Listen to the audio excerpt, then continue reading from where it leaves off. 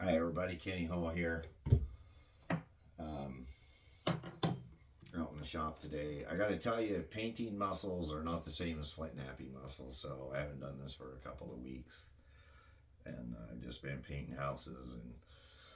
And anyways, here I am again. I wanted to today just kind of do a little plug and a shout out for my friend Grady Bowen.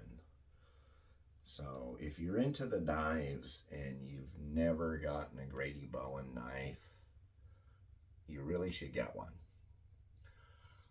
Like, Grady is probably my favorite person to collect pieces from, and they're super sharp, and we've kind of chatted on the phone a few times, and I think this is a piece of bullseye jasper. Just look how that whole thing flows. And the blade material that I have today, I believe I got from Grady. And it's a piece of Mookite. Normally what I do is on the harder materials, I like to flake them flat first and then grind them. I wasn't able to get to the center on this, so I went ahead and ground it. I flaked the one side, you can see, and I'm going to do side two. It's sort of Grady Bowen shape, and this is kind of my shout out to Grady. And great guy, great guy. And so if you want to get one of his, go on eBay and check out Seller Busted Flakes. That's Grady, and he's got some really fantastic stuff. So, all right, here we go.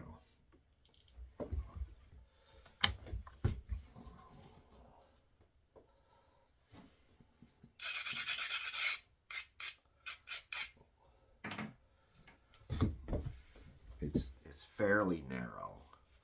Let's turn the camera light that way. It's fairly narrow, so I've been able to get to the center.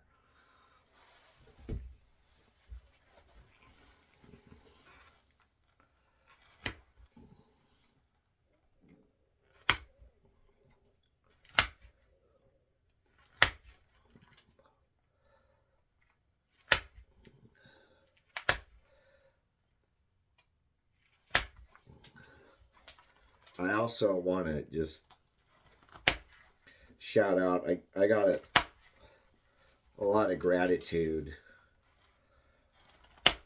because it was Grady who inspired me to pick it up again. I kind of was feeling done. I was feeling like I needed to be selling these things, and the market just is not what it used to be, and so I was a little bit discouraged, and Grady got a hold of me, and we chatted it up a little bit, and he kind of reminded me that it's about the art, and it's about staying in it and doing something that you love to do.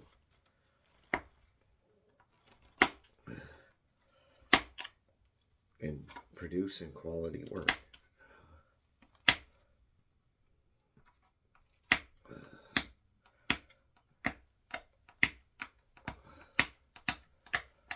This is heat-treated Mookite. I believe. Don't quote me on that.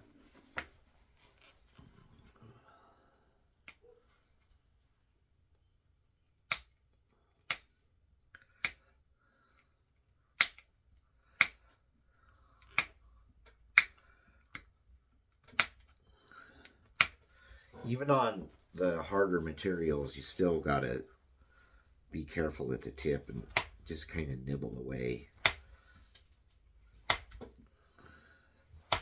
You don't want to put any undue pressure on the tip.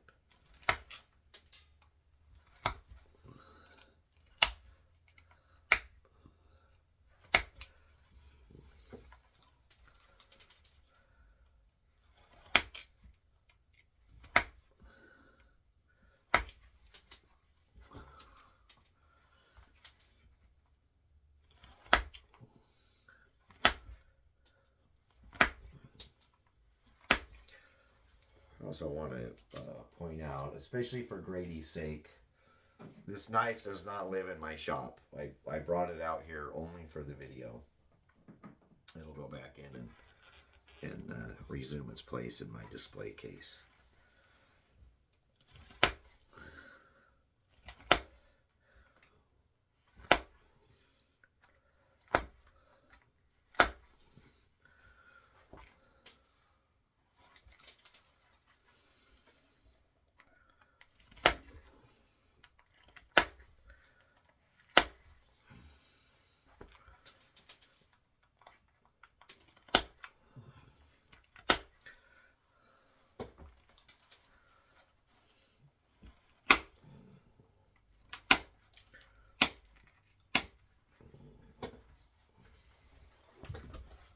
Probably about 15 years ago or so, I was on the phone with Grady. I think it was 2009, so a little bit less than 15 years. And I was talking about this tool. Grady doesn't use one. He does all of his edge work by hand. This particular knife, I can tell that he was able to flake the entire platform off and not have to rework it. That is super sharp. So I'm going to just do a little bit of nibbling.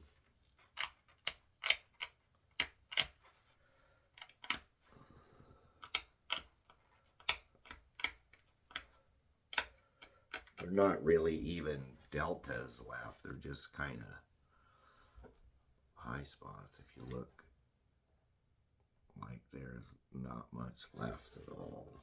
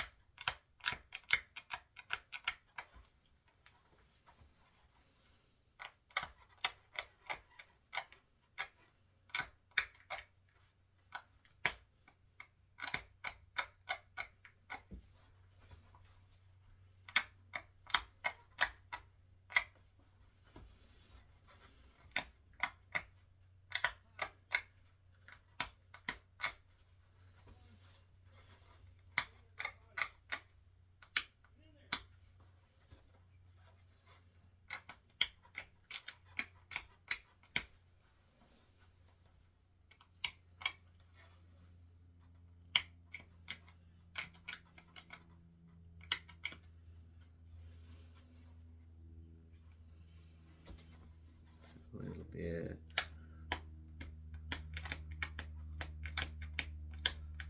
The other side.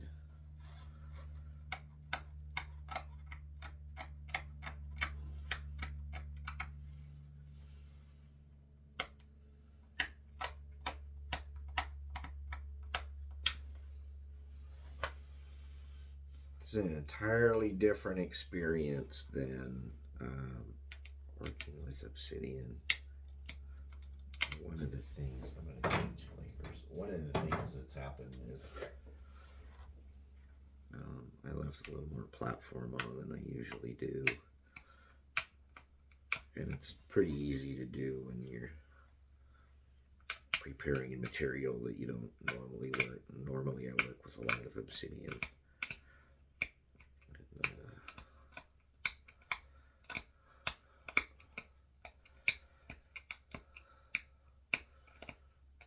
and it's pretty predictable. I suppose any material is if you do it enough, you get a pretty good idea of what's going to happen.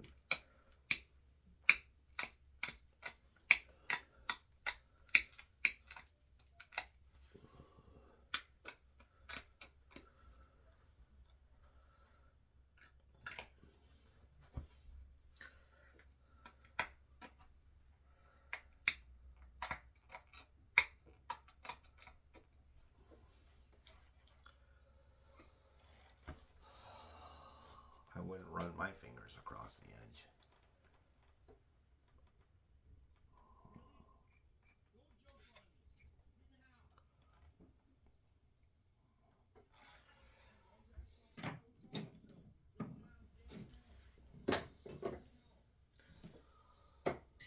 Probably not today, but at some point I'll find a handle for this.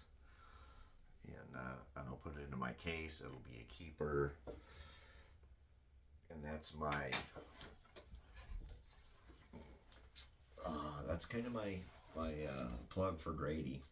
And maybe one day I'll be inspired to do a little bit more, but I just wanted to make sure that I got that out today. And like I said, great guy. If you don't have one, do yourself a favor and get one. All right, y'all. See you later.